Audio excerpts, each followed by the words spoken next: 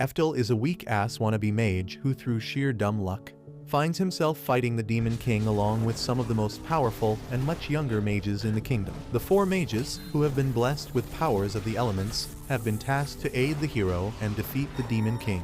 Eftal himself is surprised to find himself fighting in the big leagues. Though a little slow during battle, he summons lightning attacks to subdue the vicious Demon King and match the strength of his comrades. Despite their combined strength, the Demon King is not an opponent to be underestimated. With overwhelming power, he effortlessly pushes back the hero and the mages, refusing to allow even a single clean hit. As the group regroups in shock, the Demon King opens his mouth and releases a massive blast of energy that tears through the ground and engulfs the battlefield in destruction. But despite facing such menacing powers, the mages stand their ground and confront the Demon King head-on. The Earth Mage creates a rock wall to stop the path of the blast, allowing the hero to get closer. Miraculously, the mages and the hero survive, and they quickly spring into action. The hero leaps towards the Demon King as the mages direct their powers towards the beast as well.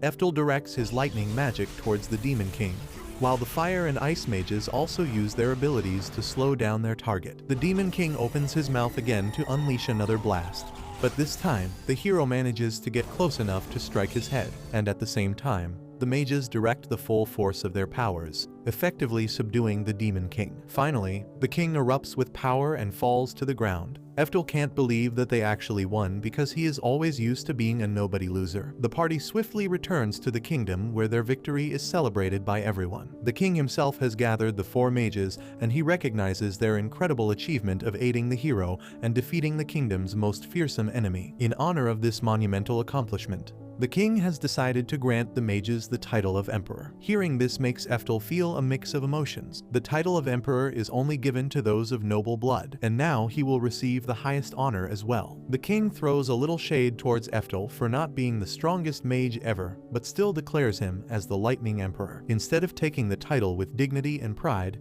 Eftal starts bawling like a baby. He has been a mage for 40 years, but never received any attention for his work. Now, after years of hard work, Eftal is being recognized for his efforts, and he can stand proud in front of the people who once ignored him. Receiving the title of Lightning Emperor is the single greatest moment in Eftal's life. Even when he turns into a crusty old man, a long time has passed since Eftal first embarked on the journey to destroy the Demon King. Now he is just an old man teaching others how to use magic. Eftal's star pupil is a girl called Merlin who constantly worries that her mentor is going to succumb to his old age and pass away.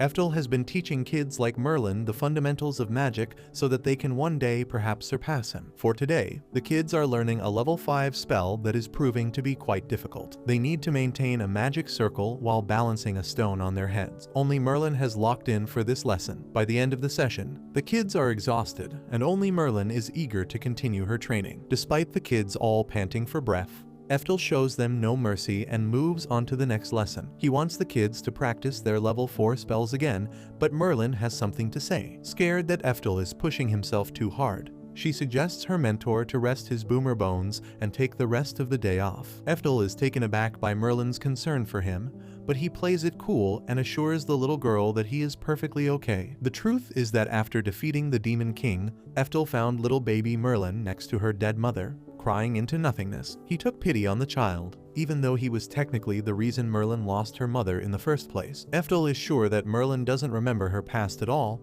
but he still finds it strange that the girl shows so much concern for him. Deep down, Eftal just feels bad, but there's not much that he can do. As Eftal and the kids move on to the next lesson, Merlin interrupts again and asks her mentor to teach them level 6 magic. The rest of the kids all voice their annoyance at Merlin. They just got done barely getting through a level 5 magic lesson, and now Merlin is basically asking for more work. But Merlin is determined to prove herself as Eftal's best student, and she is desperate to get strong quickly for some unknown reason. Eftal tells Merlin she shouldn't rush when it comes to magic and brushes her off. But clearly Merlin's insistence on learning magic faster is rooted in some emotional sentiment. So once the lesson ends, the little girl heads into the dangerous forest all alone in search of a monster. She carefully navigates the creepy path which leads towards a cave deep into the forest. Merlin plans on defeating the monster within the cave and becomes strong enough to start teaching the other students and retire Eftal. She wishes for her mentor to relax and get some rest, so that perhaps he can live a long, fulfilling life. Despite her fear, Merlin walks into the cave determined to confront the beast. But it doesn't take long for her to come rushing back out. The monster is much too powerful, and her level 4 spells are essentially useless. The beast chases down Merlin through the forest, almost catching up to her,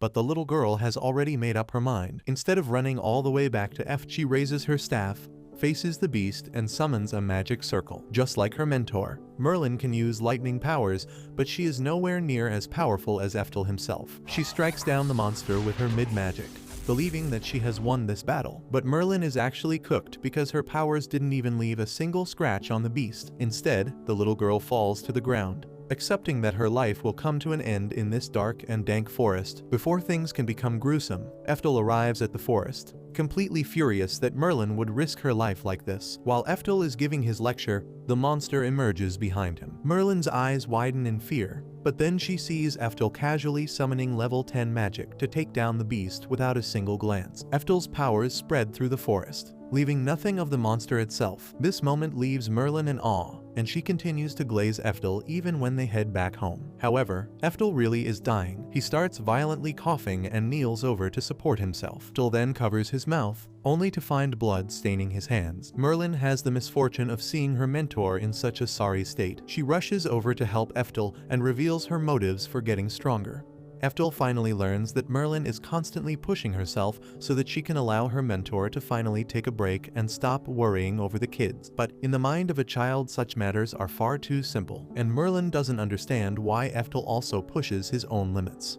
Eftal explains to the Merlin that he wants to train the next talented mage of this generation, since he could never amount to anything in his own life. Every mage dreams of being the strongest, but this dream was far too unattainable for Eftal. Merlin refuses to believe what she's hearing because the Lightning Emperor himself is standing before her. But Eftal reveals that the other mages were not only younger in age, but far more talented and powerful. He just got lucky enough to meet other mages that were beyond his own level, and without their help, he could have never defeated the Demon King. In other words, Eftal's reputation is purely a miracle of chance. The day comes to a close and both Merlin and Eftal are left with immense conflict in their minds. The following day, Eftal receives news that the Flame Emperor, one of the mages who defeated the Demon King, has finished his theory of magical aptitude. Eftal is left intrigued because now it is easier to discover the magical aptitude of a mage. Excited to implement the Flame Emperor's research, Eftal gathers his students and together they conduct the aptitude test. 4 vials are prepared containing special magic water that can react to the elements. Merlin is the first test subject for this test.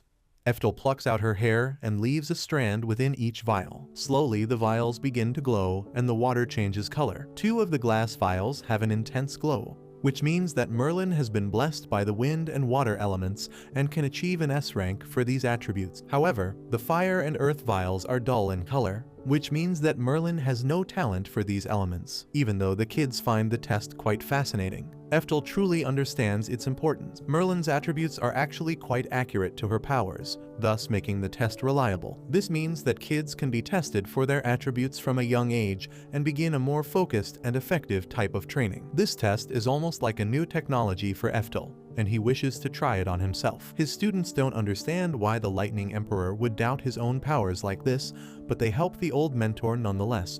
Eftal's hair is then plucked out and placed within the glass vials. The kids are all excited to see the colors change instantly.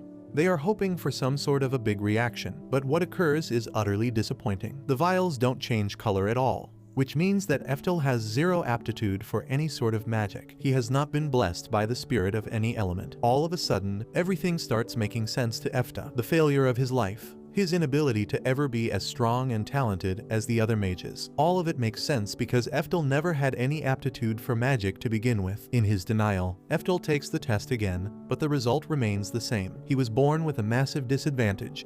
This is why he could never catch up with the others. The pain of this failure causes Eftal's health to further decline. Over the next few days, Eftal falls severely ill. He is stuck in bed, living out his final days. Eftal knows that he is about to die, and he feels incredibly sad. His life holds no meaning, and he begs for a little bit more time to perhaps make something of himself. But the hour of death has already arrived, and Eftal departs from the world, only to find himself in a familiar face. After 50 years, Eftal is once again meeting the goddess goddess who gave him a second chance at life when he first found himself dying and landing in a strange new world. This will be Eftal's second reincarnation and third new life. The goddess congratulates for using his unbreakable will to make it far in life, even though he feels incompetent. For his next reincarnation, she is willing to give him a better ability, but Eftal rejects the offer. He wishes to use his knowledge of magic to carve a truly successful life for himself. Granting his wish, the goddess bids farewell to Eftal as he awakens in his new life. His surroundings have changed and his form is much smaller. Eftal is now a 4-year-old boy with dark hair and eyes. He has managed to retain some of his memories, and his name remains the same as well. In his new form, Eftal is greeted by his mother, a loving woman who adores her son quite a lot. Unlike his past life as a mage, Eftal's new life seems much more peaceful. However, Eftal is still clinging on to his hope of truly mastering magic properly. 400 years have passed since the aptitude test was first discovered by the Flame Emperor and tested by Eftal. Now, he is determined to try it out once more, hoping to see the vials change color. But disappointment strikes Eftal earlier in this life, because even now, the aptitude test shows no change. Feeling dejected by the world, Eftal stares at the sky, wondering if his destiny will ever change. His moment of reflection comes to a halt when a dragon shoots across the sky, making its way towards the main city. Several knights are trying to chase down the dragon, but their pursuit seems hopeless. Eftal feels a sense of discomfort because he can't really do anything. He has no powers and no spells to rely on. But in the midst of his desperation, something remarkable occurs. Eftal is somehow able to summon a level 10 magic circle and make use of the spell that he once created for himself. This should be impossible, but the young Eftal learns that he has been reincarnated with all the knowledge and power from his previous life, and his chance of advancing beyond his potential is now greater than ever.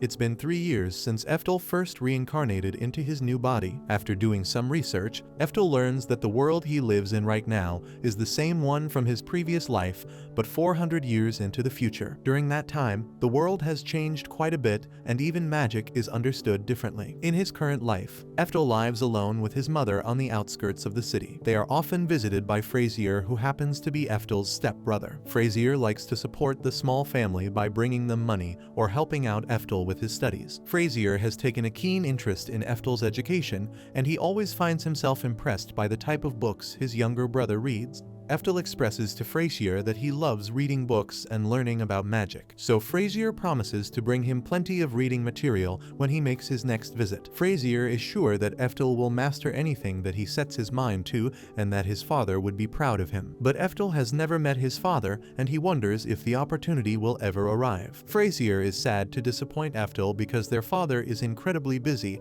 and might never get the time to meet his second son. Eftal's father is actually Duke Orcott, an important person in the field of magic who also happens to be a descendant of Eftal's past self as the Lightning Emperor. Apparently, Orcott married Eftal's mother, even though she has no aptitude for magic. She was then cast out of the kingdom by Orcott's other wives and mistresses who were jealous of her beauty. Eftal and his mother were sent off to live in the middle of nowhere, and now they receive no recognition from the Duke at all, despite the helplessness of the situation. Frazier tries to cheer up Eftal by promising to speak to Orcott. Frazier himself is the second son of the Duke's wife, and he ended up taking pity on Eftal and his mother, so tries to help them out whenever he can. Later on, after having some tea, Frazier asks Eftal what he intends on doing in the future since he studies so much. The question immediately excites Eftal, and he enthusiastically tells Frazier that he is a descendant of a legendary mage, and he wants to join the Magic Academy when he turns 15 years old. Before Eftal can talk more nonsense about his future as a mage,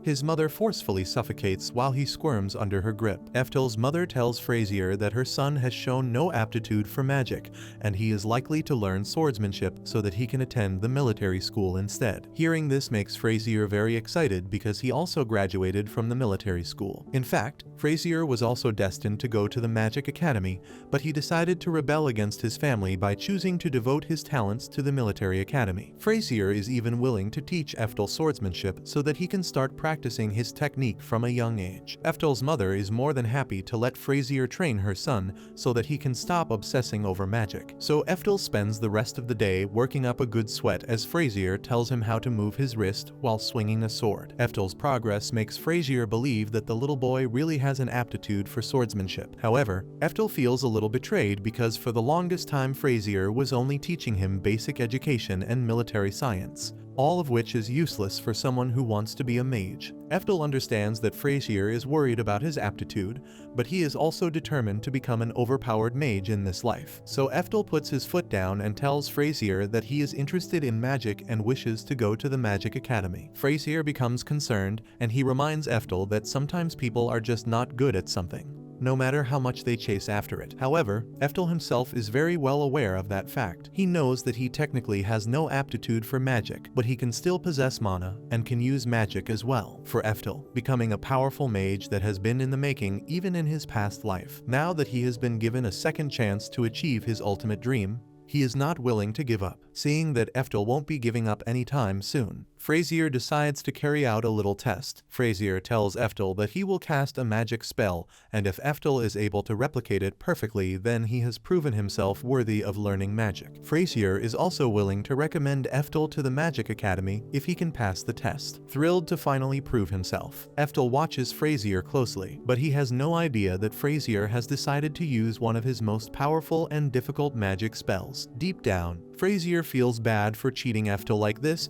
but he just wants an easy life for his brother. So Frazier begins the spell by doing weird hand movements. He finally unleashes a powerful wind blade that cuts through a tree with some resistance. Frazier is hoping that his immense display of power is going to be too difficult for Eftal to replicate, but that's not the case at all. Eftal can't believe his brother was hyping himself over a spell that he can casually cast without even paying attention. Frazier freaks out as Eftal summons the same wind blade, only a lot more destructive and powerful. It took Frazier an insane amount of energy just to cut down one tree, but Eftal rips through the entire forest with a simple wave of his hand. Frazier stares into the cleared out forest, wondering how Eftal summoned such an insane magic spell without even saying an incantation. He turns towards his little brother with a look of terror in his eyes, but Eftal feels like he did nothing special. He apologizes to Frazier for going overboard because he was simply trying to replicate the spell but ended up using a level 4 spell instead. Hearing the words level 4 sends Frazier into a frenzy because that's supposed to be ultra advanced magic, but this entire time Eftal thought level 4 was nothing,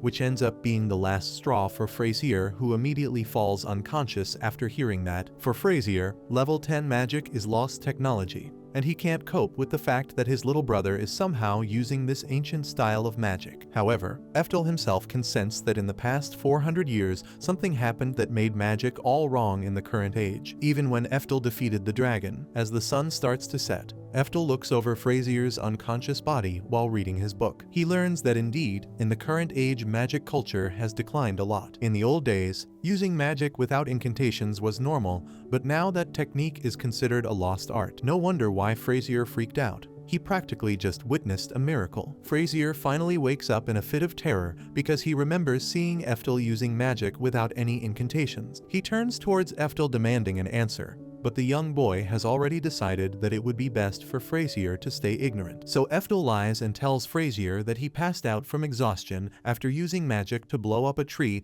and now his mind is playing tricks on him. From now on, Eftal has decided that he will study magic secretly because his technique could land him in trouble. Eftal also pretends to take an interest in Frazier's military training, hoping to fool his brother into believing that he actually wants to go to the military academy. However, as the training continues, Eftal becomes more and more interested in swordsmanship as well. He finds himself testing his own limits and refusing to back down when Frazier continues to overpower him. The months go by and Eftal spends each passing day learning swordsmanship with Frazier and also secretly practicing his magic. Even at the age of 10, Eftal keeps up with his training, becoming strong enough to cut down giant wood logs with just a few strikes of his sword. Since Eftal is growing stronger, Frazier decides it is time to introduce a new opponent, so he invites a giant, intimidating man known as Moria to spar with Eftal. Moria, who was once a knight commander, towers over Eftal, as if looking down at a small ant. He tells the little boy to attack him whenever he wants, but as Eftal sees Moria moving away, he is unable to lift a single finger out of fear. So Moria makes his move first and charges towards Eftal with immense force. Eftal barely dodges the attack. He could have been crushed right then and there. Eftal triggers his physical enhancement ability to make his movements stronger and faster. Moria is impressed to see such a young kid making use of an advanced ability, but beating the ex-commander is going to require more than just a simple enhancement. During the fight, Eftal learns that Frasier actually recommended him to Moria. Frasier believes that Eftal is truly special because even while using a sword, there is a hint of mana within his body. But this only makes Moria laugh because he can't believe Eftal has no magical aptitude at all. Annoyed at the mockery, Eftal decides to teach Moria a lesson. The two clash against each other with their blades, but Eftal gains the upper hand. Moria loses his grip, allowing Eftal to tackle the giant man to the ground. Eftal actually remembered this move from one of his previous lives in a different world. Instead of getting angry that he was bested by a kid, Moria congratulates Eftal for passing the test. Frasier finally reveals his trick and tells Eftal that Moria is actually the head of the Military Science Academy, and he was invited by Frasier to test Eftal's abilities. Now that he has proven himself, Eftal has basically secured a spot for himself at the academy, and he can join as soon as he turns 15 years old. Several more years pass and Eftal is now 14 years old. Frasier and Eftal's mother are worried because the young boy likes to go into the forest during thunderstorms in order to train with his sword, but in reality, Eftal takes advantage of the lightning to practice his powerful magic spells. Frasier finds Eftal in the rain and tells him to be careful, especially since he will be joining the military academy as soon as he turns 15, and getting injured will ruin his future plans. The decision to focus on the military school has been made for Eftal by his mother and Frasier, but he intends on joining the magic academy as soon as he leaves home at the age of 15. Eftal hasn't disclosed this to anyone, and he is simply counting down the days. Back at home, Frasier tells Eftal and his mother that Duke Orcott wants to finally meet them and see his son for the first time. Eftal is curious to meet his father, but he doesn't really care about a man who ignored him for 14 years. But this moment is very emotional for Eftal's mother and Frasier as well. So the following day, Eftal arrives at the Duke's mansion, excited to see what the descendant of the Lightning Emperor looks like. Unfortunately, Eftal is extremely disappointed to learn that Orcott is not only a horrible father, but also a jerk. When Orcott hears that Eftal will be attending the military academy, he starts laughing. Not out of happiness but relief. With Eftal going off to the academy, Orcott will no longer have to pay child support. Eftal can't believe how much of a scumbag his supposed father is, and he even has the audacity to have a portrait of the Lightning Emperor in his room. Eftal is seething with anger, but he keeps himself under control. Eftal just stands there speechless as Orcott tells his other son Joachim to test his fighting abilities.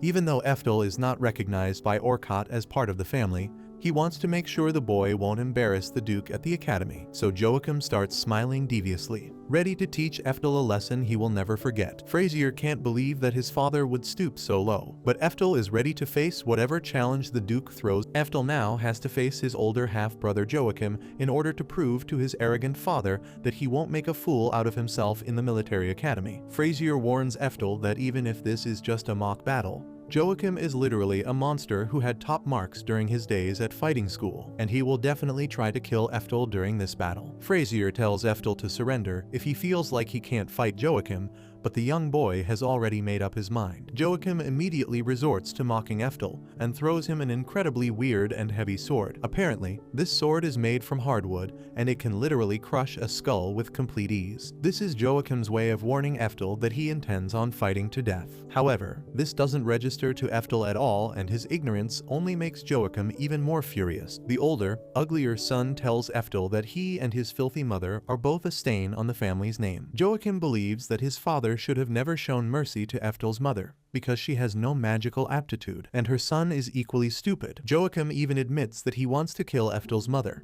but since he can't actually do that, killing Eftal is the only option. Joachim's arrogance is starting to make Eftal feel immense rage. Clearly, his descendants are complete morons who think very highly of themselves. Eftal's anger has been bubbling over for a long time now, but when Joachim starts insulting his mother in a vulgar way, he completely loses it. The Duke watches on as Eftal charges towards his older son. Joachim barely manages to dodge the attack, and he ends up getting flustered. Eftal can't believe that Joachim is considered a skilled fighter because he doesn't even know how to use his sword. During the mock fight, Joachim just has a stupid look on his face as Eftal overpowers him. Eventually, Eftal uses his enhancement powers to push back Joachim and slamming his sword right into his stupid face. Joachim gets sent flying into the air, making the Duke react to his son's humiliating defeat. Before leaving, Eftal tells Joachim he can say whatever nonsense he wants to say about him, but he won't bear any insults towards his mother. Eftal then throws his sword to the ground and walks towards his mother,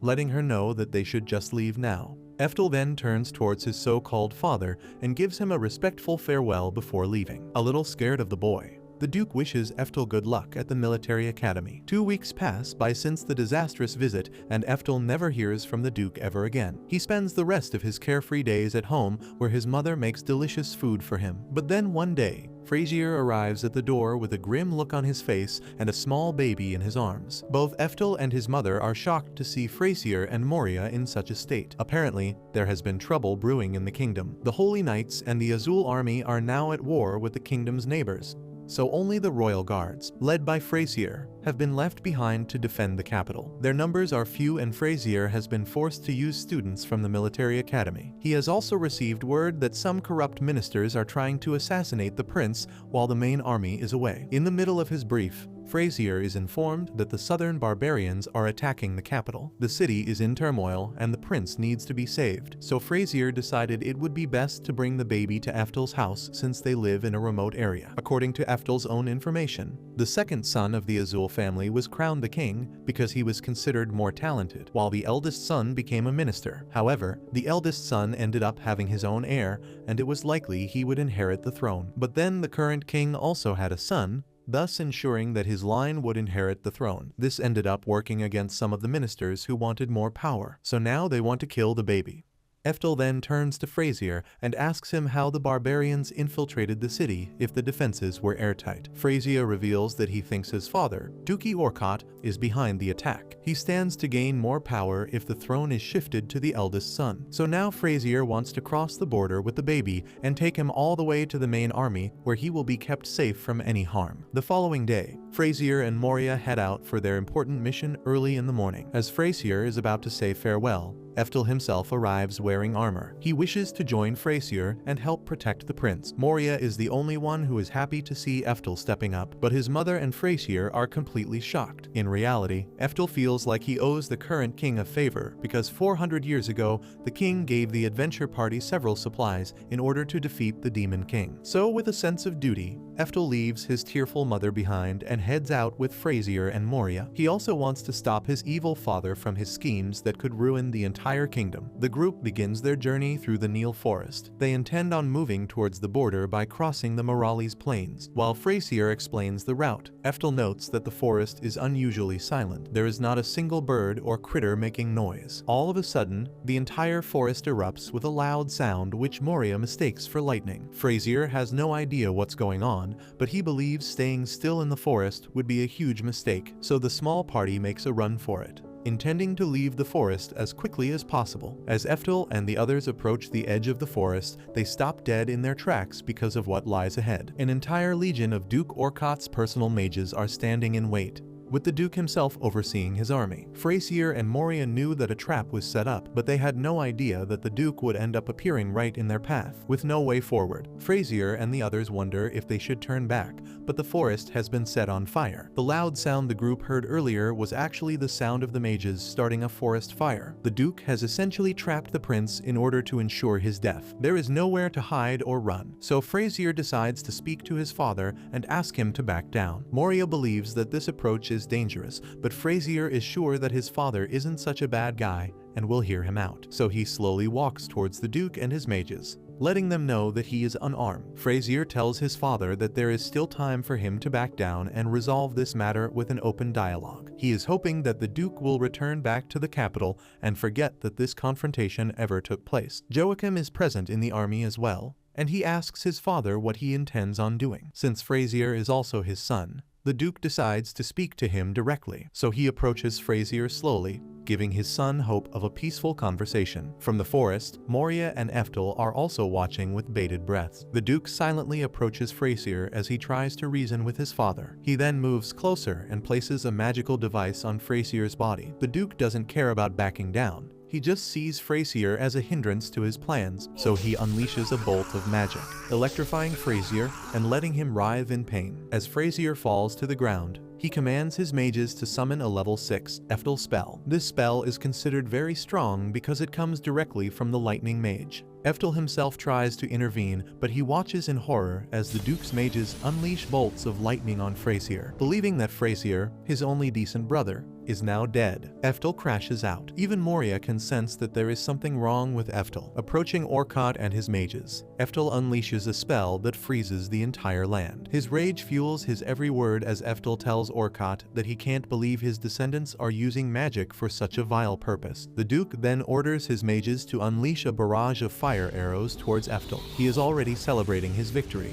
only for Eftal to come out of the attack completely unscathed. The mages freak out, and now Orcott starts acting out of fear. He orders his mages to unleash another lightning attack, but Eftal feels almost insulted that his own spell would be used against him, creating a powerful shield. Eftal shows the mages that he is not to be trifled with. Tired of just dodging these pathetic attacks, Eftal charges forward and unleashes his murderous rage. With his sword in hand and his magic, Eftal cuts down the mages around him. The mages are extremely terrified at this point, and they start to flee. But Eftal is not done. He uses his own level 10 spell to change the weather and summon real lightning that obliterates the entire army of mages with one giant impact. Only Joachim and Orcott are left alive on purpose. Eftal intends on handing them over to the capital for their transgression. Even after experiencing such a humiliating defeat, Orcott still tries to act arrogant. But this is the end of the line for the Duke and his family. After taking them back to the capital, Joachim and Eftal are both publicly executed for trying to plot against the prince. Frasier also makes a full recovery even after getting hit directly by a powerful spell. He has a treasured family necklace that ended up saving his life. This necklace is actually called the Oberon's Guard, which used to belong to Eftal in his previous life. Hearing Frasier praise the Lightning Emperor for saving his life makes Eftal very emotional, and he hugs Frasier. He is very grateful that his brother is alive. As for Duke Orcott, despite getting executed, the capital also wanted to strip his title entirely. However, since Frasier played such an important role in keeping the prince safe, the Duke's title passed on to him, and he became head of the household. A few days after the incident, Eftal shows only a glimpse of his powers to Frasier and Moria. He unleashes 2 powerful level 7 magic spells, completely obliterating the forest in the process. Frasier can't believe that Eftal summoned 2 powerful spells back to back with little to no effort. Eftal feels a little bad that he hid his powers from his own brother, but Moria and Frasier are very understanding, and they believe that Eftal should keep his true strength a secret. Frasier then warns Eftal not to use his powers in the presence of others. Otherwise, he could land himself in great trouble. As for Eftal's future, he finally admits to Frasier that he wishes to join the Magic Academy. Moria finds this surprising since Eftal already seems so talented when it comes to magic. However, after receiving a second chance, Eftal wants to get stronger and learn magic in a place that is equipped to teach him everything. He wants to follow the path of magic, and this time Frasier doesn't try to protest. He can see that his brother is quite determined. Even Eftal will continue his sword fighting skills with Moria. From now on, he is on the path of magic once more. Eftal has now finally reached the age of 15, which means that he can freely leave home and pursue magic completely unrestrained. Eftal's mother is gutted to see her only son leave the nest so soon, but she still puts on a brave face and reminds Eftal that he can always return back home if he is ever in need of a safe space. Eftal's mother then loses control over her emotions and tears start flowing from her eyes. She rushes towards Eftal and embraces him one last time. This sentimental moment between mother and son even leaves the giant Moria in tears, and Frasier has to console him. Now the time has arrived for Eftal to bid farewell to the 3 people that have always looked out for him. As he bows towards Frasier, his mother and Moria, he vows to truly unlock his magical talent and reach the heights of magic that he always dreamed of. After traveling for some time, Eftal finds a nice little rest stop in the middle of an open, beautiful valley. There are all manner of travelers here, and Eftal even spots a little tea house where he decides to rest his legs. As Eftal drinks his tea,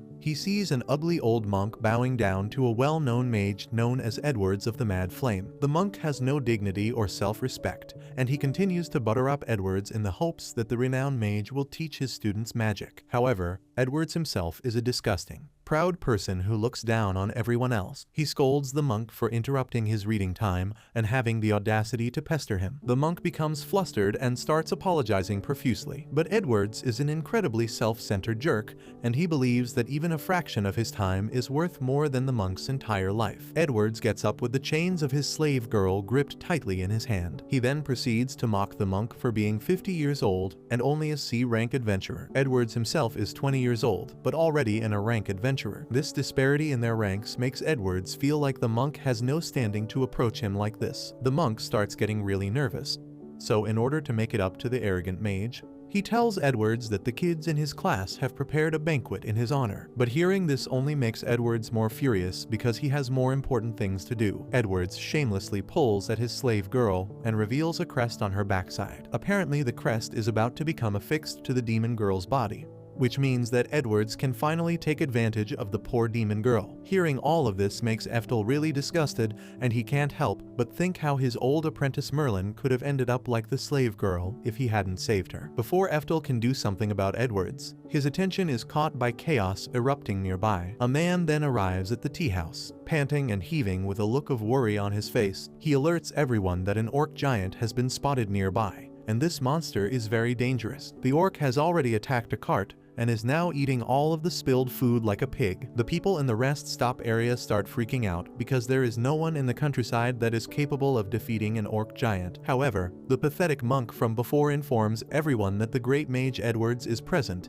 and he will surely make quick work of the monster. Hearing that an A-rank adventurer is amongst them brings the frantic people a lot of peace. Edwards himself steps up and starts boasting about his own strength. He confidently tells everyone that an orc giant is only a lower level fodder enemy for someone of his caliber. Somehow Edward's confidence makes all the girls in the rest stop deeply admire him, and even Eftal can't help but wonder that even 400 years later, and a rank adventurer is seen as a pretty big deal. Edwards then struts towards the giant orc with his stupid-looking wand in hand. He tells all of the peasants to watch him cast his magic because surely the countryside has never seen such power before. As the people cheer him on, Edwards dramatically waves his wand and summons a meager level 4 fire attack. He is confident that the orc giant is definitely dead after a single strike, but Eftal knows that a level 4 spell is nothing remarkable. While everyone is cheering on Edwards for defeating the monster, their happy expressions quickly turn into worried looks as the orc giant emerges from the smoke completely unharmed. Edwards can't believe that his most powerful spell did nothing to the monster and starts crashing out as well. Upon a closer look, the fraud mage realizes that this orc is not just an orc giant, but an orc berserker. An orc giant is still easy enough to deal with for someone like Edwards, but an orc berserker is completely different in terms of power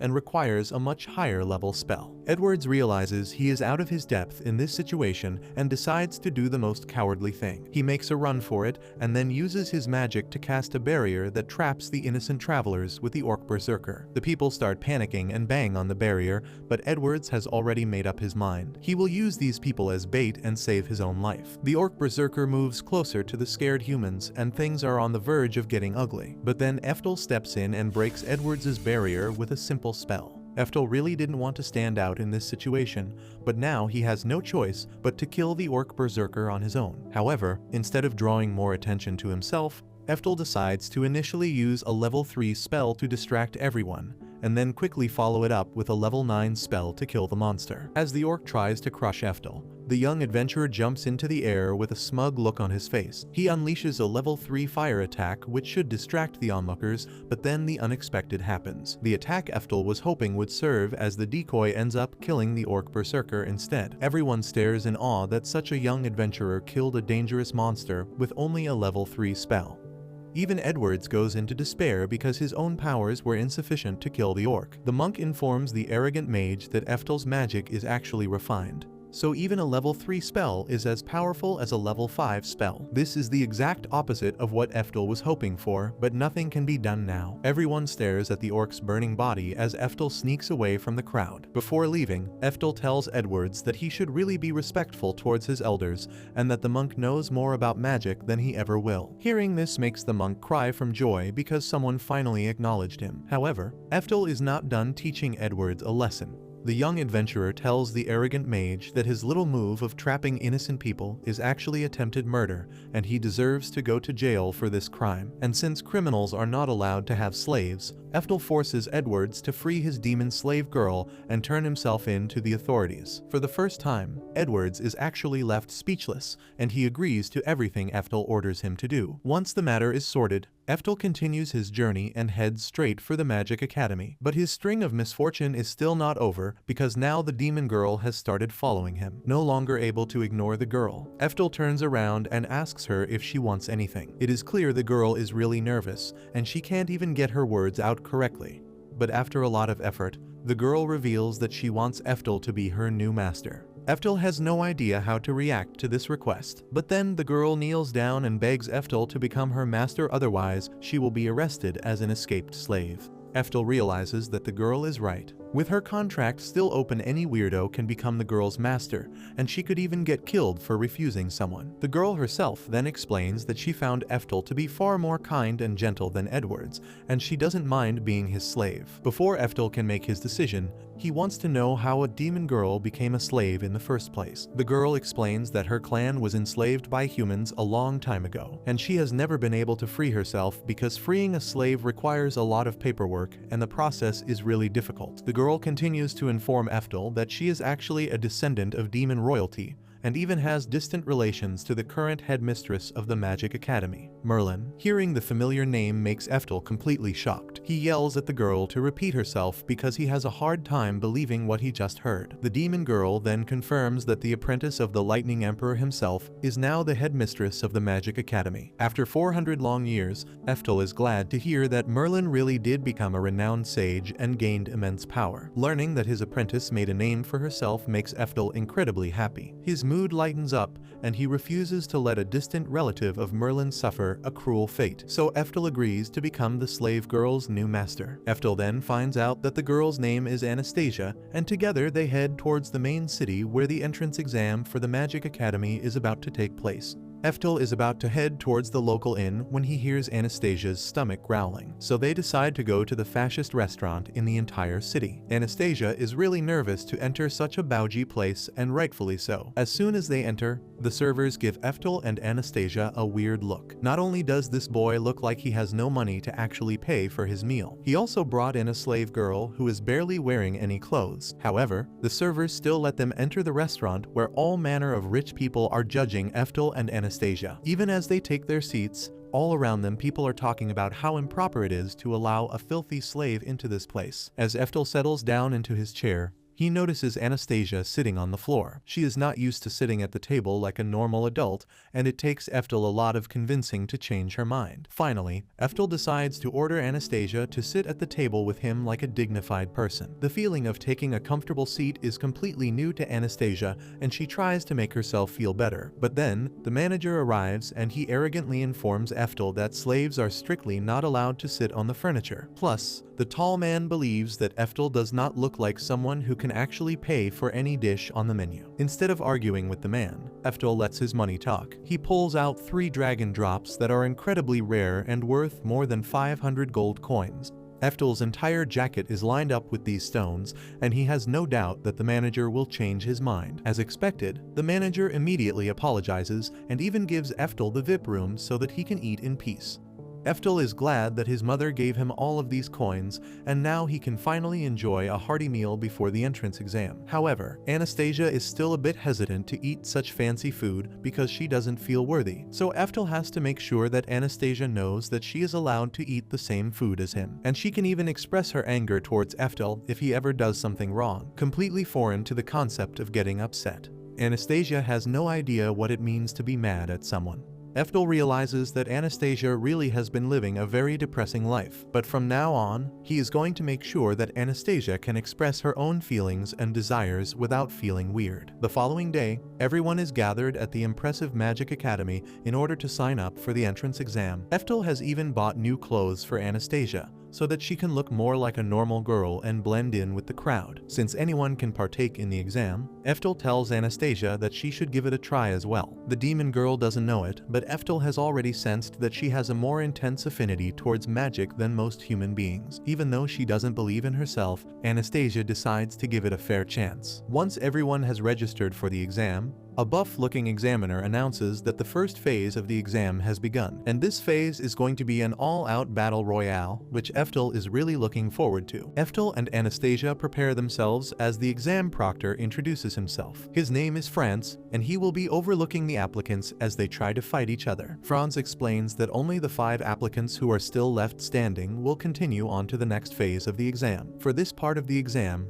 the use of magic and weapons are all allowed. In fact, Franz encourages everyone to use whatever means necessary in order to get rid of their rivals. As Franz observes the applicants getting into position, he can't help but feel excited. Franz is actually a B-rank adventurer, and he enjoys observing the new students trying to fight their way to the top. In all his years, Franz has never seen someone who truly impressed, but he is hoping that this year will be different. As soon as the exam begins, Franz notices that all of the applicants have immediately gathered around Eftal and Anastasia because they look like weak targets. The standard move in a battle royale like this is to first get rid of all the weaklings. So Franz is expecting Eftal and Anastasia to be one of the first applicants to fail this portion of the exam. However, Franz's jaw almost drops to the floor when he sees multiple people get thrown into the air like volleyballs. One by one, all of these big applicants are sent flying out of nowhere, and when Franz looks over at the arena, he sees Eftal using his legs to kick every single person in his path. Even though Eftal has proven himself to be quite capable so far, Franz believes that the real battle will begin once the rest of the participants team up in order to take out the stronger ones. Several participants group together and charge towards Eftal with complete bloodlust. But then Anastasia surprisingly starts saying an incantation to cast her level 3 wind magic spell. The magic attack forces several of the participants to be disqualified as they are pushed back from the impact. The remaining applicants are all stunned as they witness someone as weak and small as Anastasia casting such a powerful spell. They wonder if the little girl is actually just a mere student, not used to such attention. Anastasia turns towards Eftal in a panic and wonders if perhaps she went a bit too far. This entire time Eftal knew that Anastasia had great aptitude for magic,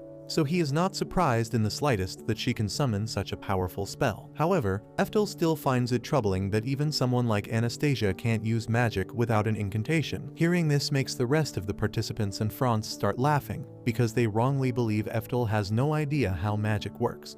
Even Anastasia is taken aback because it is now widely believed that there is no way to cast magic without saying some stupid words first. But then Eftal tries to prove everyone wrong by summoning 4 magic circles with no incantation at all. Franz and the rest of the people in the arena completely freak out when they witness Eftal summoning 4 high-level magic circles without any incarnations at all. The combined power of the magic circles is powerful enough to blow away several of the applicants, making it easier for Eftal and Anastasia to move forward. The attack even leaves immense destruction on the surrounding buildings, causing Franz to just declare that these 2 terrifying kids have passed the first phase of the test. Once the battle royale is over, Eftal and Anastasia have to sit for a written exam. With his profound knowledge of magic, Eftal finds the written test very easy, but he is shocked to see just how long this portion of the exam is. Once the exam is over, Eftal tells Anastasia that he had a hard time answering so many questions, but he managed to finish the entire exam. Hearing this makes Anastasia do a double take,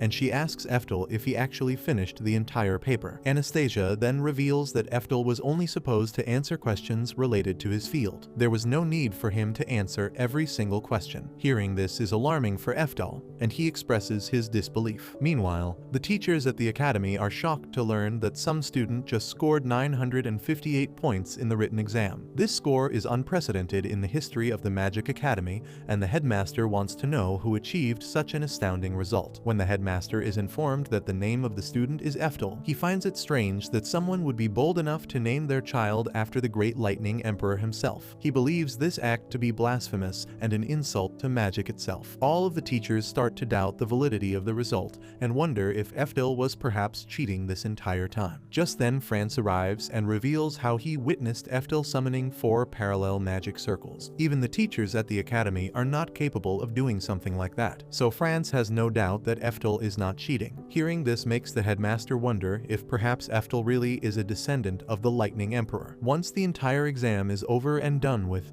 the results are posted in front of the academy. There's already a huge crowd gathered of people anxiously looking for their roll number on the board. Eftal and Anastasia decide to split up so that they can search for their own numbers in the list. As Eftal is still trying to find his number, Anastasia comes up to him and tightly embraces him in front of the large crowd. She has passed the exam and made it into the special class, despite being happy that she actually made it into the academy. Anastasia becomes self-conscious when she realizes that everyone is staring at her. She pulls herself back and expresses her gratitude to Eftal for believing in her. However, even though Anastasia is in, Eftal still hasn't found his roll number. After taking another look at the list, Eftal reveals that he didn't make it into the academy. Anastasia finds this hard to believe, but Eftal himself is even more speechless. He wonders if perhaps the academy conducted a secret magic aptitude test and found out that Eftal is actually a fraud. Anastasia refuses to accept this outcome and decides to complain to someone, but then she stops dead in her tracks. On the other side, there is a special plaque just for Eftal himself. He has been labeled as a special elite student by the academy. Even though Anastasia is happy to see that Eftal did make it after all,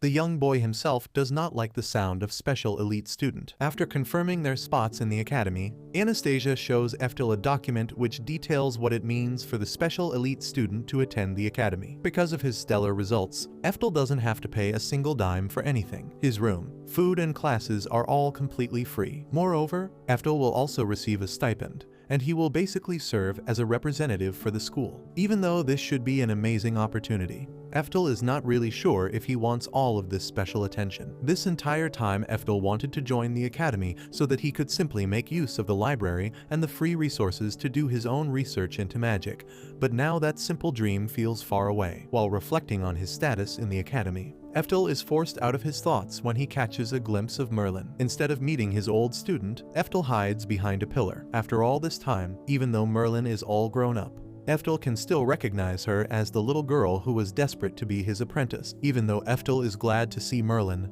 he does not want to risk anyone finding his true identity. And if anyone will figure out who Eftal really is, it's going to be Merlin herself. So Eftal decides to leave before things can escalate. However, just as Eftal is about to leave, Merlin senses the presence of her master and tracks down the familiar feeling. She chases after Eftal and stops him in the middle of the hallway. This is the exact opposite of what Eftal wanted, but now he has no choice. Merlin demands to know if Eftal has any connections to the Lightning Emperor. But this question is too difficult to answer, with other students also staring at the scene. Eftal makes a lame excuse and decides to run away with Anastasia as Merlin tries to stop him. After running away from Merlin, Anastasia and Eftal have a little moment of peace as they try to recover from the hectic day. Eftal can't believe that Anastasia does not recognize Merlin at all, even though they are supposed to be related. The timid little girl then reveals that Merlin is actually the daughter of the Demon King, and Anastasia's tribe leader was actually the Demon King himself 10 years ago. Eftal now understands why Anastasia and Merlin are not that close. They are barely related to each other. However, there is still the issue of Merlin's presence in the academy. Merlin is actually the headmistress of the Altina Magic Academy, while Eftal is attending the Kron Magic Academy. So he wasn't expecting to run into his old student like this. Later on, the opening ceremony begins and the headmaster of the academy welcomes all of the new students. He then introduces Merlin as a special guest who has arrived just to oversee the opening ceremony. Eftal is glad to know that Merlin is not a teacher at the academy. Otherwise, things would have become a lot more complicated. But then, the headmaster calls upon Eftal to give a speech as the elite student representative. Eftal's low profile is already shattered, and now everyone knows that he is the star student who scored insane marks in the exam. Some people even wonder if Eftal is related to the Lightning Emperor. As Eftal takes center stage, He sees Merlin throwing daggers towards him with her eyes. After the ceremony, the students sit down for lunch, but Eftal gets a special seat all by himself. He is immediately surrounded by a bunch of girls who find the young prodigy very fascinating. But then all the girls cower away when Merlin barges in and slams a bunch of papers on Eftal's table. Merlin reveals that she has checked Eftal's records, and he is just as powerful as the Lightning Emperor, which makes her now question if perhaps Eftal is the reincarnation of her old master. Merlin has done her research, and she quickly realized that although Eftal's answers were all correct in the exam, the staff at the academy failed to understand his process because he used magic knowledge from 400 years ago. This is the one point that makes Eftal realize that he might actually have no choice but to reveal the truth. Merlin then apologizes to Eftal for getting so heated. Her master was really important to her, and now Merlin is desperate to rekindle that connection. She knows that reincarnation is going a bit too far, but when Eftal ran away, Merlin's suspicions were only triggered even more. At this point, admitting the truth would be easy, but there is no way Eftal is going to risk getting unwanted attention, so he decides to create an insane lie about himself. Eftal whispers into Merlin's ear that the real Eftal actually had a secret child. He was in love with a woman, and together they had a little boy that was kept away from the world. Eftal then explains how the Lightning Emperor taught his son how to use magic, and then the boy decided to remain isolated for several years so that he could practice his magic completely alone. Merlin gets riled up after hearing this. She finds it impossible that her master would hide such a secret. But then Eftal strategically reveals that he knows the real Eftal died from despair after finding out he had no magical aptitude. Hearing this makes Merlin stuff Eftal's face before he reveals anything more sensitive in front of so many people. However, Merlin is now also convinced that the Eftal standing in front of her is actually a descendant of her master's son. The lie worked, and even though Eftal is sad that he has to trick his old apprentice, he doesn't have much choice. Merlin then explains how she feels sad that her master revealed his secret to her, but now, since both Merlin and Eftal are on the same path, she wants to test which one of them is the real deal. So Merlin challenges Eftal to a mock battle where they can compare their powers. Hearing this makes Eftal freak out because Merlin might actually learn the truth after seeing him in action. But there is no way Eftal is going to back down from this opportunity, so he accepts Merlin's challenge, despite worrying that Merlin is going to connect the dots and find out Eftal's real identity. The reincarnated Lightning Emperor accepts her challenge and looks forward to seeing just how far Merlin has come since her days as a simple apprentice. The entire school has been buzzing with the news of the special mock battle, and students have already started discussing who is going to win. Some people believe that there's no way Eftal can defeat Merlin. However, there are also students who think that Eftal might have a fair shot after his performance in the entrance exam. Now, after 400 years, Eftal and Merlin stand before each other once more. Only this time, they have an audience, and no one has any idea who is stronger. The teachers and the headmaster of the academy are also watching with bated breaths as the stage is set. All of the students are cheering on Eftal and Merlin, while Anastasia is also in the crowd, but she does not look pleased. Eftal tells Merlin that it is time for them to begin the mock battle. As soon as Merlin agrees, Eftal throws a level 6 flare burst right towards her. The powerful mage immediately realizes that Eftal didn't even say an incantation in order to cast the spell. Eftal's bold attack even gets the students and teachers worried because they were not expecting him to go all out, especially against someone as famous as Merlin. However, Merlin herself is left impressed by the attack as she summons a level 7 perfect wall shield to block the attack. Eftal secretly praises Merlin for being able to conjure such a powerful spell with relative ease. Merlin is starting to get riled up, and she believes that Eftal's story as a secret child of the original Lightning Emperor might be true. But Merlin trained with the original Eftal after all, and she won't let her pride be bruised like this. So Merlin fires a powerful fire attack towards Eftal, which he ends up blocking by summoning his own shield. Merlin is hoping that Eftal is impressed by her skills as one of the original apprentices studying under Eftal. Despite not saying anything, this is the first time Eftal has witnessed a powerful spell. He starts grinning like an idiot, glad that his apprentice didn't turn out to be pathetic.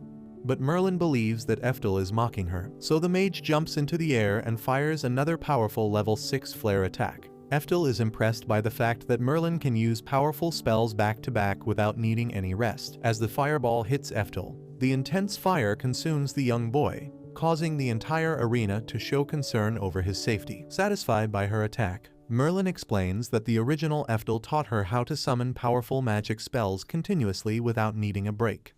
Eftal knows exactly what Merlin is talking about because he remembers that lesson quite well, and he already has his own spell lined up. Taken aback by this revelation, Merlin's expression becomes concerned as Eftal reveals his level 7 frost magic. The frost spell freezes the flames around Eftal, giving Merlin a run for her money. Merlin was not expecting Eftal to already have an ice attack ready to counter her own fire magic. But then Eftal takes things further and summons a level 7 icing titan spell. A large blade made from ice emerges out of thin air, and Eftal directs it towards Merlin. He wants to show Merlin that as the original creator of most of her techniques, Eftal is more than capable of bringing her down. As the ice blade charges towards Merlin, she creates another shield just in time. Merlin is already on the verge of exhaustion, but she refuses to back down now, especially when Eftal starts using chain casting to launch several more ice blades towards the famous mage. Merlin is only able to protect herself using a shield, but she has no opening for a counterattack. Eftal then summons an ice crystal that's bigger and stronger than the other ones. It is aimed directly at Merlin, who starts to waver in her place. However, instead of giving up,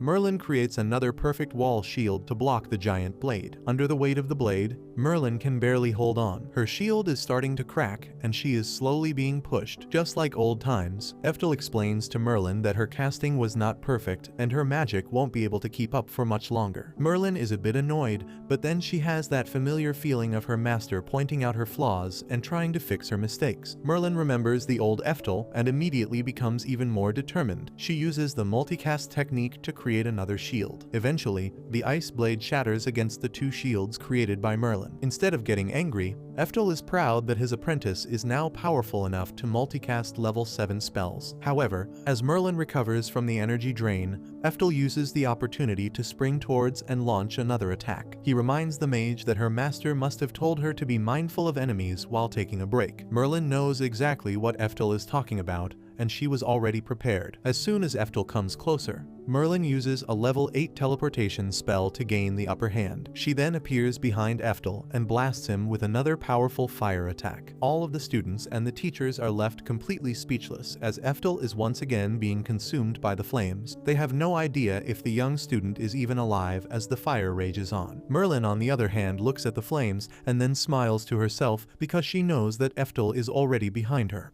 Eftal knew Merlin would use a surprise attack, so he already had his own teleportation spell ready. At this point, Merlin feels embarrassed that someone with the same name as her previous master and using the same techniques is now brutally defeating her in this battle. She never thought the outcome would turn out to be so frustrating, but Merlin is also happy to feel nostalgic again. So, with nothing left to lose, Merlin declares that she will use her secret spell to defeat Eftal once last time, glad that his apprentice has not given up. Eftal gives Merlin one last chance to prove herself. She quickly summons a level 8 Thor hammer spell to gather up lightning. Eftal isn't exactly impressed by this average spell, but when he almost gets obliterated on the spot, Eftal realizes that the magic is far more refined than usual. He then realizes that Merlin is multicasting the spell. Despite learning this, Eftal is more than ready to defend himself. But then he watches Merlin use her leg to triple cast the spell, aiming lightning towards Eftal over and over again. Finally, Eftal witnesses Merlin's true power. She is quadruple casting a level 8 spell. All of her limbs are summoning magic, a feat that should be impossible for most mages. But Eftal is not scared. In fact, he starts laughing manically because Merlin turned out to be an incredible student. Eftal watches in amazement as Merlin charges up her powers. There is lightning all around her as she hovers in the air, ready to strike down her opponent. This moment reminds Eftal of the little demon girl that he took in and raised over so many years. Eftal taught Merlin everything that he knew about magic, and now he gets to see her all grown up and powerful. Since Merlin is showing her 400 years of hard work, Eftal also decides to go all out. He decides to summon his own level 10 spell, the Lightning Emperor's unique skill. With her powers ready, Merlin directs intense lightning towards Eftal. But he is more than prepared. Eftal's own level 10 magic summons a powerful surge of magic that blinds the entire arena. Merlin is left stunned in the wake of Eftal's force. She refuses to believe that even a secret child belonging to Eftal could do something so extraordinary. Merlin is reminded of the time she witnessed the real Eftal. Her master summoned this exact same spell with the same look in his eyes. As Merlin braces herself to get obliterated, Eftal cancels out the magic. In complete silence, the entire arena watches Merlin slowly descend from the sky. Everyone is too scared to say or do anything. The crowd that was once cheering on is now speechless, and even the teachers at the academy have a look of horror on their faces. Merlin softly lands on the ground, and it finally hits her. There is no way that even some secret child could do something like this. Merlin is sure that the boy standing in front of her is Eftal himself, the real Lightning Emperor. No longer worried about the battle, Merlin asks Eftal if he really is her old teacher that has been reborn.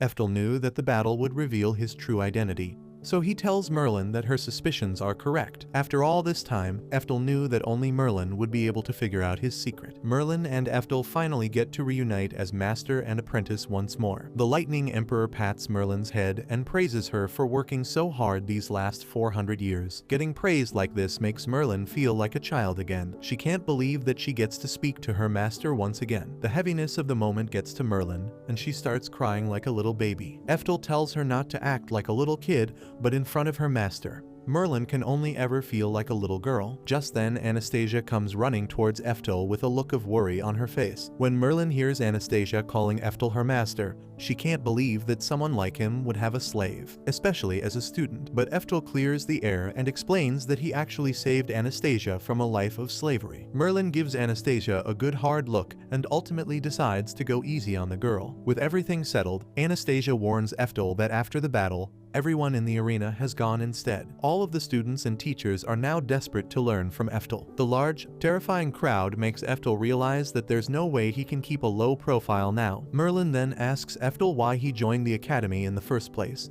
Eftal explains that he simply wanted to learn magic and get stronger.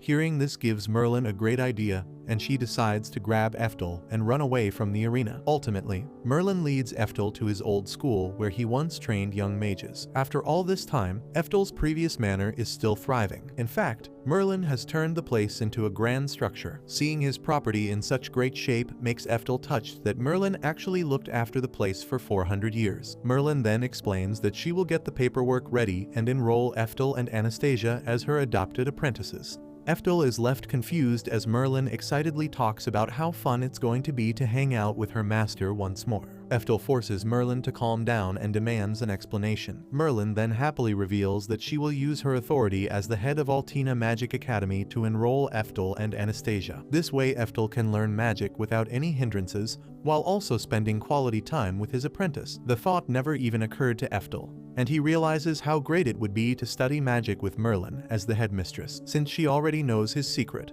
Eftal won't have to worry about standing out too much.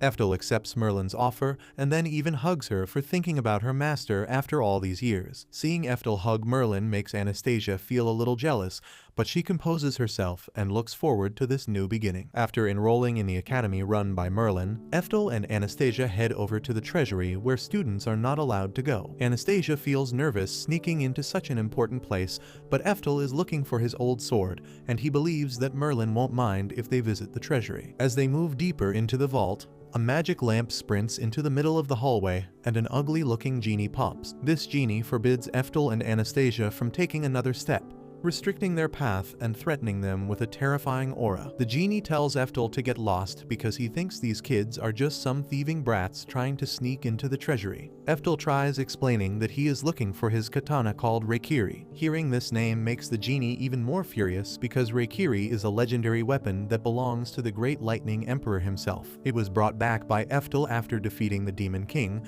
and is considered a SSS ranked weapon. But Eftal doesn't need this history lesson. He knows exactly how and when he originally acquired the Reikiri. The genie then assumes that perhaps Eftal and Anastasia are two lost students who belong to Merlin, so he is willing to let them go without any punishment if they just turn back. In fact, Merlin gave the genie strict instructions to not let anyone enter except for Eftal himself. But this fool has no idea that he really is talking to the original Eftal. Even when Eftal himself tries to explain his situation, the genie just blows up on him and refuses to listen. He starts calling Merlin an old hag who doesn't know what she's doing. The genie reveals that he hates being bossed around by an old hag like Merlin, and he seriously thinks that she is not that powerful at all. The genie is actually aware that Eftal, the Lightning Emperor, had no magical aptitude, and now he believes that Merlin is probably just as pathetic as her master. At first Eftal was willing to reason with the arrogant genie, but now a line has been crossed. In a stern voice, Eftal demands to know where Reincarnated is. The genie is taken aback by the change in Eftal's aura and decides to point him to a shadowy corner where the sword is placed. The genie explains that there is a protective shield around the sword and only the real Eftal can pick it up, but none of this matters to Eftal himself. He just walks into the darkness without a word and grabs the handle of his sword. He then uses a level 8 dispel spell to remove the protective barrier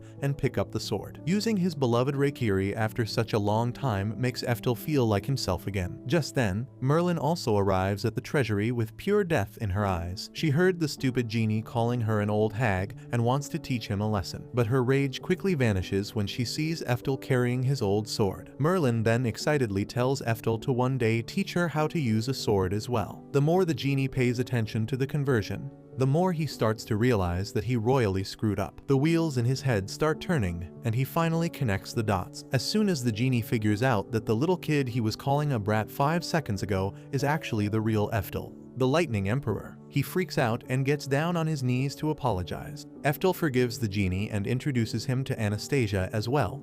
He wants the genie to remember their faces in order to avoid any future conflicts. Merlin also threatens to obliterate the genie if he continues to call her an old hag from now on. While Eftal is telling Merlin that her threats are a little too serious, Anastasia stares at the sword in his hand and feels a little sad. Later on, Merlin gives Eftal and Anastasia a tour of the entire town.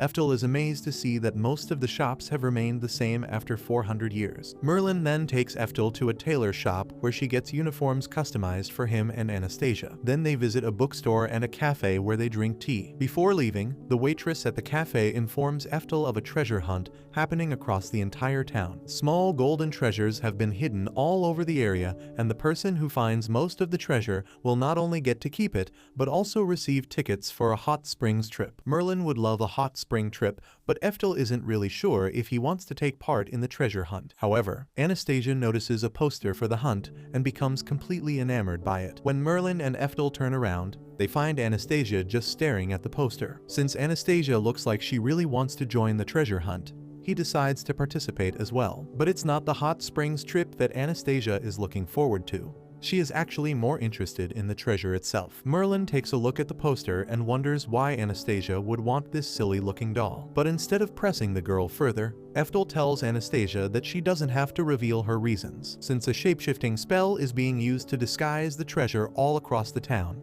Anastasia tells Eftal to use his Dispel spell and reveal their location. However, Merlin warns that if Eftal used the Dispel spell, he could likely undo several other protective spells which would send the town into chaos. So instead of relying on such a broad type of magic, Eftal decides to dispel the magic of the person who cast the shape-shifting magic. Merlin had no idea that such a specific spell could even be used, but for Eftal, it's not a big deal. So once Eftal uses the spell, all of the little golden statues are revealed throughout the peaceful little town. Together, with Anastasia and Merlin, Eftal gathers several statues in all manner of odd locations. By the end of the day, not only does Eftal manage to win the tickets for the hot springs trip, but Anastasia also has her beloved golden statue that she really wanted. Since she's feeling super happy, Anastasia nervously reveals that she wanted the statue because it reminds her of Eftal himself. Hearing this makes Merlin confused, but Eftal finds it sweet. As night falls, Eftal quietly enjoys his tea when Merlin arrives with a serious look on her face. She explains to Eftal that she just returned from the Great Bath with Anastasia,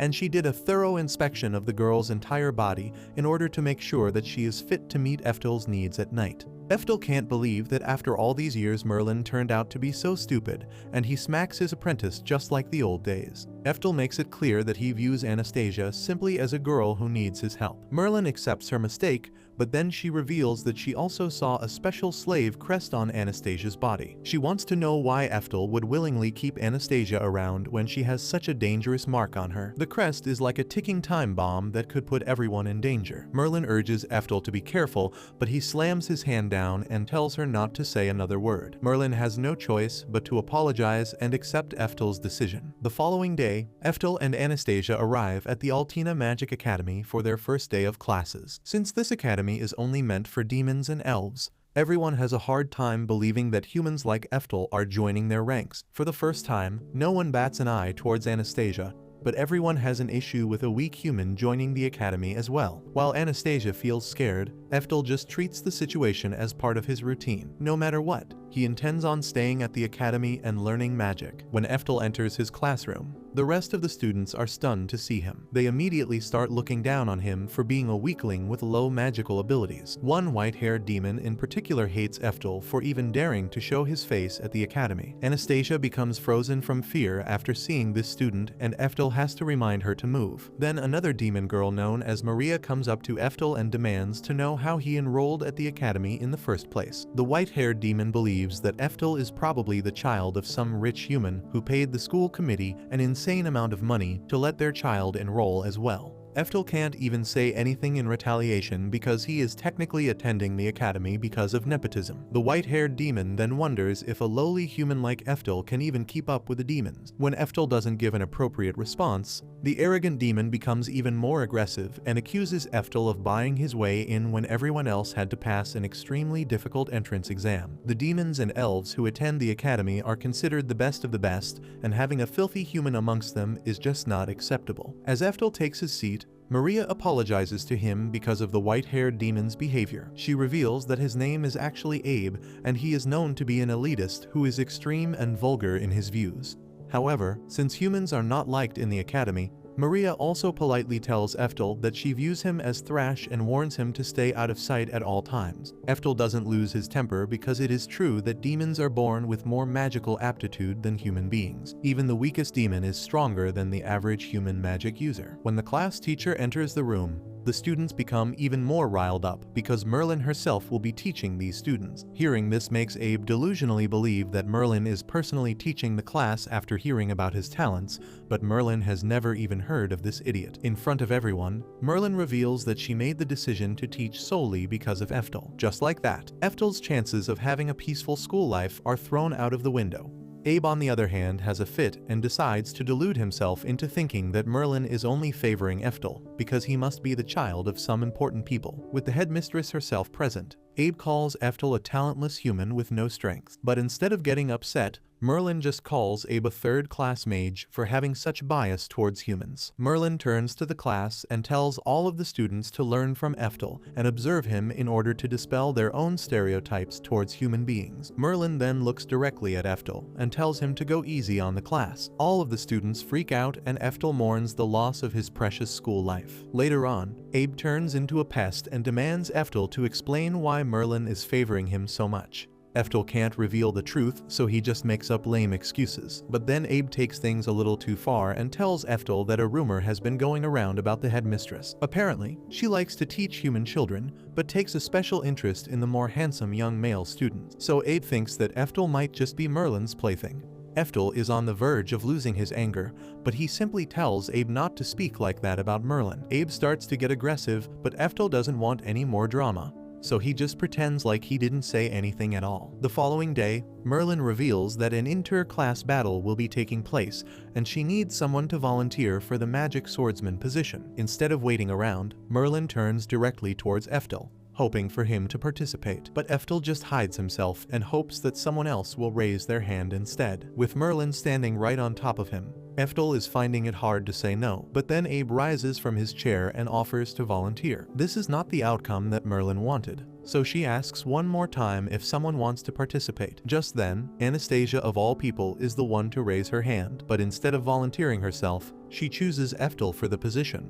Eftal can't believe that Anastasia would betray him like this, and Abe is on the verge of crashing out after not being chosen. After Anastasia picks Eftal for the upcoming competition in front of the entire class, Merlin decides to hold a mock battle between her mentor and Abe. Two of the strongest students will fight until one emerges victorious and gets chosen as the participant for the tournament. Since Abe is pretty confident that he will win against the weak human, Eftal decides to hand him the victory. He plans on pretending to attack Abe, giving the egotistical demon a chance to retaliate and bring down Eftal. While the entire class is watching, Eftal prepares for his false defeat. However, the kick that was meant to be just a weak attack ends up crushing half of Abe's face. The demon falls to the ground ground after just one hit from Eftal. This is the exact opposite of what Eftal wanted. Merlin happily declares Eftal as the winner who will enter the tournament. The rest of the class is left stunned that a powerful demon like Abe was defeated so easily by a mere human being. Maria then steps forward and shares her belief that Merlin is just skewing the competition by favoring melee combat. While demons are considered good at magic, humans excel in melee combat, and this is precisely why Merlin is trying to push physical combat more than magic. Even though Maria's assumption is completely wrong, Eftal decides to play along so that the rest of the class will stop pestering him. Meanwhile, Abe is seething with anger towards Eftal, and he already has a plan in motion. Later on, Eftal and Anastasia enjoy dinner together.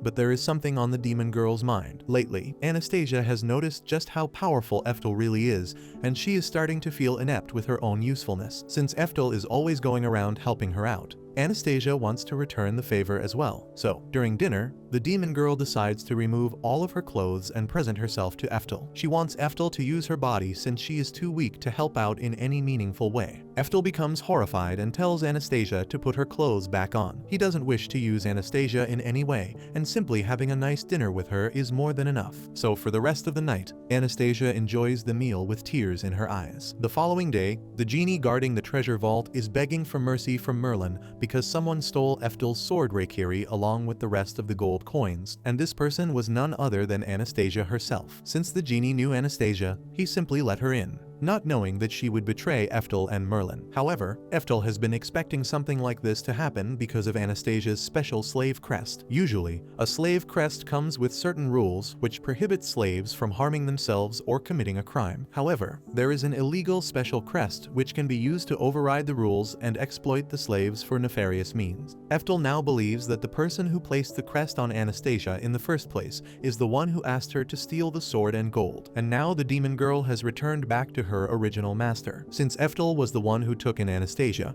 he feels responsible for this mess and wishes to make things right. So he decides to break the contract on the crest and free Anastasia for good. Unfortunately, Merlin is strictly against this plan because the special slave crest is actually a contract with a powerful god, and in order to break the seal, one must defeat the god as well. However, if the god is not defeated, then it will destroy the entire kingdom. With this risk in mind, Eftal heads out to find Anastasia and challenge the god himself. Even though Merlin does not understand why her master would go so far for some average demon girl, she has no choice but to let him deal with the matter. Thankfully, the search for Anastasia won't be difficult because Eftal placed a tracking spell on the sword, knowing that something like this might happen. Meanwhile, Anastasia herself takes the sword and the gold coins back to Abe, her real master and the person who put the special slave crest on her. In fact, this entire time it was Abe who was manipulating Anastasia. He was surprised to see that she enrolled at the academy and used the opportunity to force her to elect Eftal for a mock battle. Anastasia has been betraying Eftal ever since she joined the academy, but she had no other choice. Abe's clan placed the crest on Anastasia and her entire family, including her sister. But now, the poor girl is hoping that after stealing the sword, Abe will consider her contract complete and let her go. However, Abe has no intentions of letting go of Anastasia because she and her entire clan is being punished for killing their own fellow demons. Abe then tells Anastasia that even her children will be serving his family for a long time. With no other choice left, Anastasia silently obliges, but deep down she feels bad about betraying Eftal. However, despite the sense of guilt, Anastasia is closer than ever to fulfilling her sister's dream of being free. Anastasia recalls how her sister Tatiana would barely return home because she was a slave to the Ports clan. Anastasia hated her sister for always staying away and bringing back just a few gold coins while wearing expensive clothes. She would yell at Tatiana and call her a bad older sister.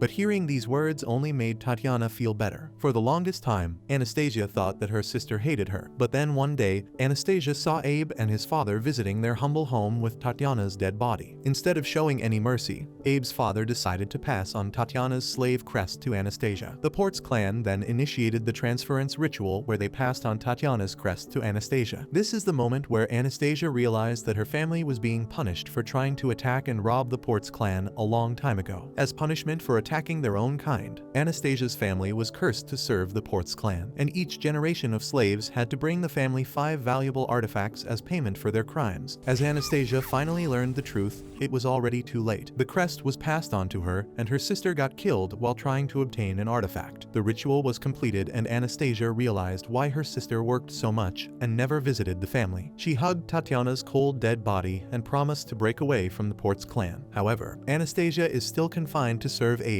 and his disgusting family. While silently pondering her fate in her room, Abe barges in and reveals that he wants Anastasia to get 3 more artifacts, even though she already completed her contract by acquiring 5. Abe's father believes that Anastasia is too useful to be discarded like trash. Abe also reveals that this entire time, it was the Ports clan who attacked Anastasia's family. They simply blamed her clan in order to start a war and gain the upper hand. Anastasia's mind starts to spiral as she realizes that her sister died for nothing. Her entire family line was wrongly cursed just so Abe and his family could gain more power. Hearing the truth makes Anastasia leave the mansion, even though she is fated to always return to the Ports clan no matter what.